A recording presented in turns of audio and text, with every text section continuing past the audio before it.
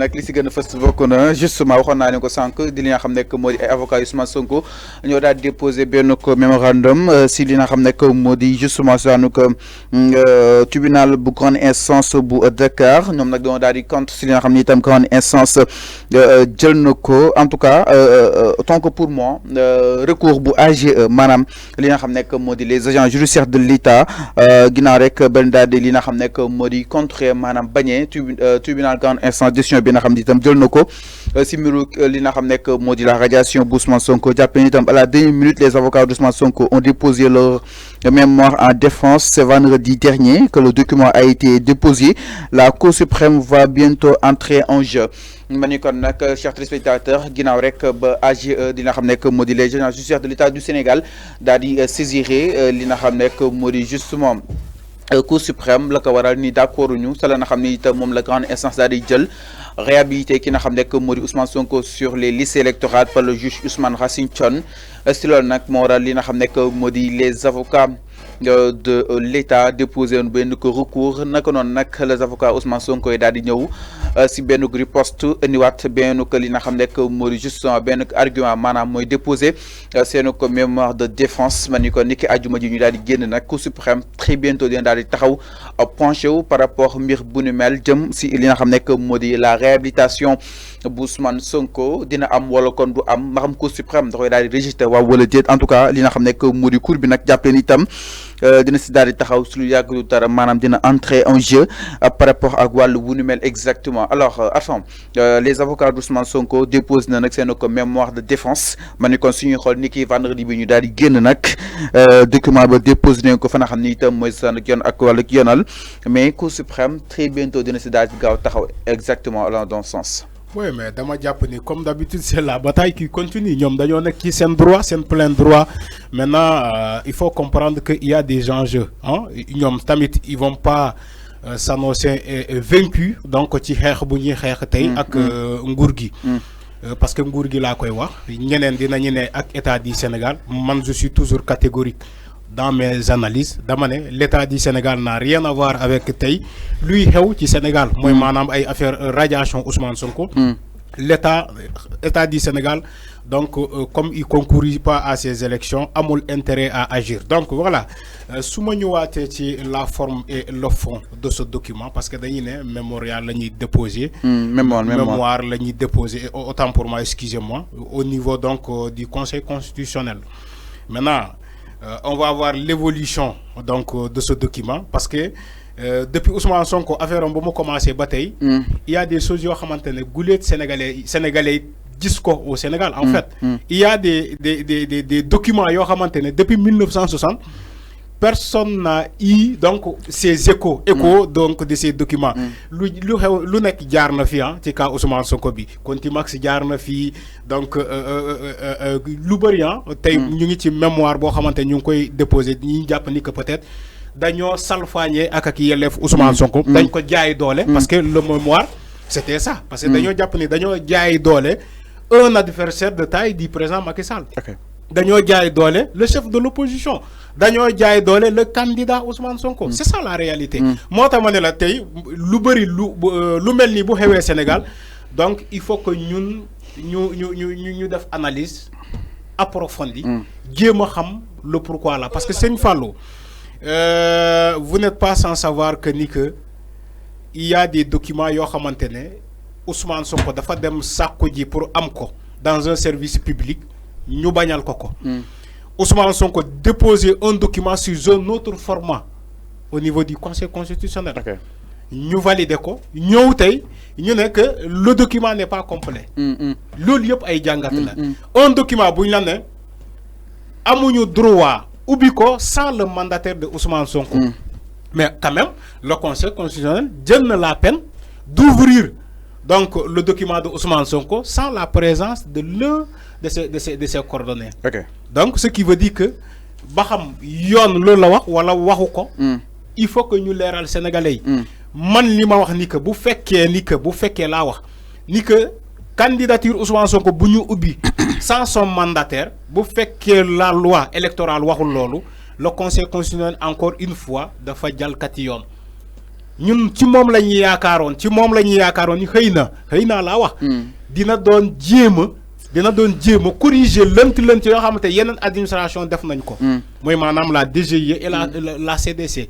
mais tey lu xew conseil constitutionnel les gens ne comprennent même pas Sëñ Fallou parce que amaana peut-être si kanam dinañ ci ñëw nee naa la depuis le dépôt des documents des candidatures benn aspect la ñuy gis ni conseil constitutionnel def nañu ko peut-être mu jaar yoon. Moi, le tirage des candidats, des numéros. Mais à part ça, mais comment des gens peuvent déposer des documents? Il y a des documents, il y a des doublons internes et externes. Ils ont voté les dernières élections, ils ne se retrouvent pas du coup sur le fichier électoral. C'est le fichier de 2017. Parce que dès que électorat, expert électoral, fichier fichier 2017 là. Nous y reviendrons. Vous faites que fichier 2017. Donc, nous au Sénégal ne vont pas voter. Parce qu'il y a un nombre pléthorique de primo-votants. Nous avons 2023 bini lañ déposé pour carte d'identité électeur. Maintenant, il faut que nous statuions ci Sëñ Fallou parce que xamna sax fofu lay jéxalé sama analyse parce que c'est alarmant. C'est très alarmant. Bu fekkee tey ay nit dem nañu ba retrouver wu ci situation bi boo xamante depuis Senghor en passant par Diouf Ablaye Wade musuñu gis cette format d'élection musuñu ko gis. alors dinañu si élection yi non musuñu ko gis sincèrement moo tax sénégalais yi su ma jigee ñi di wax c'est encore alarmant. alors dinañu si élection yi wax lii pour ñu mën a andi saafara. effectivement dinañu si élection yi pour ne pas anticiper justement le débat. dinañu si chapitre très spécial par rapport ak li nga xam ni itam ñu ngi ko doon nemmeek boobu ba tey à travers li nga xam ne moo di ce fichier électoral exactement donc les avocats de l'État du Sénégal enfin n'ont pas lâché prise peut-être loolu mooy li nga xam ne moo di par rapport ak mémoire bi allant dans ce sens exactement.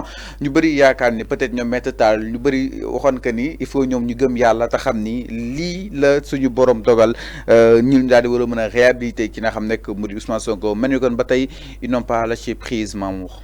waaw je pense que comme ni nga ko waxee nous sommes dans un marathon judiciaire li wóor ba wóor mooy le pôle d'avocat de Ousmane Sonko bépp procédure wala bépp processus boo xam ne yaakaar nañ ne que suñ ko entamé seen client dina am gain de cause dinañ ko def et je pense que ils sont dans cette logique là léegi on était en train de parler de mémoire léegi suñu déggee li nga xamante ne moom mooy mémoire c'est sûr que dans ce dossier là il y aura la théorie de la défaillance administrative parce que Arfan mi ngi koy wax sànq cité na la DGE cité na aussi la CDC caisse de dépôt et de consignation mais effectivement parce que lépp li nga xam ne faute la wala lépp loo xam ne manquement la le pôle d'avocat de Ousmane Sonko dinañ ko si bind léegi nag yaakaar naa ne que Cour suprême moom dina rentrer en jeu concernant peut-être le document de Ousmane Sonko léegi nag Arfan dafa am loo xam ne daf ko wax le document est scellé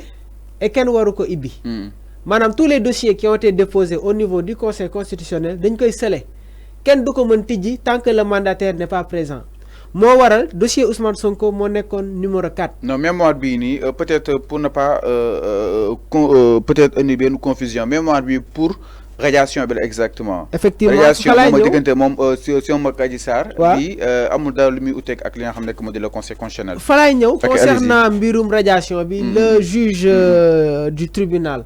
hors classe de Dakar balaa may ñëw sax foofu juste pour appuyer que. si li Arfan wax. parce que je pense que gis nga instant bi ni processus bi dafa am foo xam ne foofu. le démarrer mais li wóor ba wóor mooy le dossier de Ousmane Sonko suscite de nombreuses interrogations et li wóor ba wóor mooy le conseil constitutionnel moom mooy le juge du contentieux électoral donc si wàllu boobu noonu je pense que il doit y avoir ouverture processus boo xam ne dinañ ko ibiwaat pour permettre au sieur Sonko de jouir de tous ses droits léegi su ma ñëwee au niveau de la Cour suprême concernant mbirum radiation bi le juge du tribunal de Ziguinchor moom rentré wul woon dans le fond laalul mbirum contumace bi mbirum radiation bi xawoon na ci cof qui a parlé du fond du dossier c'est le juge du tribunal hors classe de Dakar Ousmane Racine moom moo dem dans le fond du dossier laal mbirum radiation bi léegi nag droit bi dafa am loo xam ne daf ko wax les décisions de justice sont exécutoires la décision de justice doit être appliquée bi le juge du tribunal hors classe de Dakar génné à travers sa modification à travers sa motivation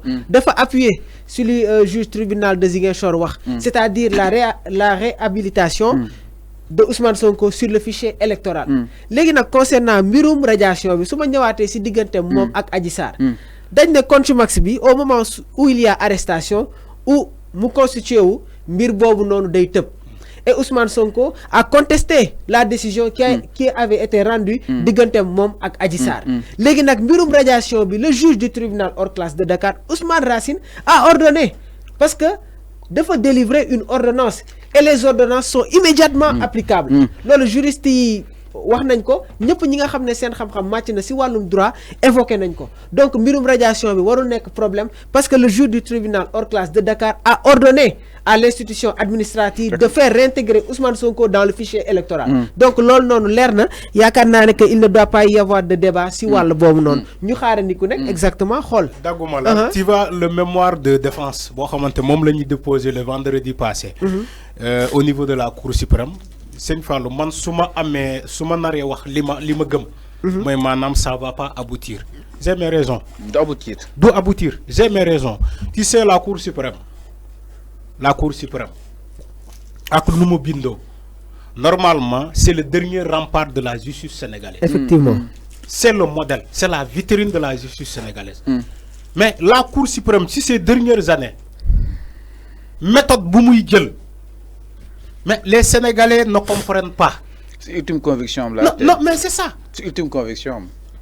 Les méthodes et les décisions que rendre satisfaire le peuple sénégalais. Parce que la justice est rendue au nom du peuple, n'est-ce pas? Effectivement. Maintenant, depuis le référé liberté, la Cour suprême est dans les dilatoires. C'est-à-dire que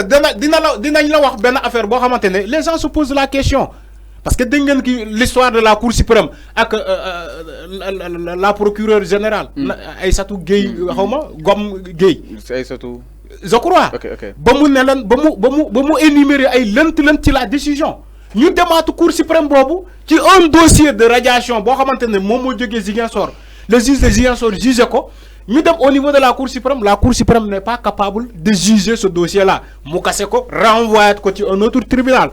Effectivement. Nous le détoyons, nous avons ce qu'on appelle, comment dirais-je, le raccourci juridique là, avocat Ousmane Sonko, il a déposé au niveau de la Cour. L'exception d'inconstitutionnalité. Non, voilà, exception d'inconstitutionnalité, d'abord, ce qu'on appelle, comment dirais-je. Allez-y, nous y reviendrons. Voilà, excusez-moi, d'abord, avocat Ousmane Sonko, il a déposé, c'était pour nous casser, comment dire, ce que la Cour a cassé donc du tribunal de Ziguinchor.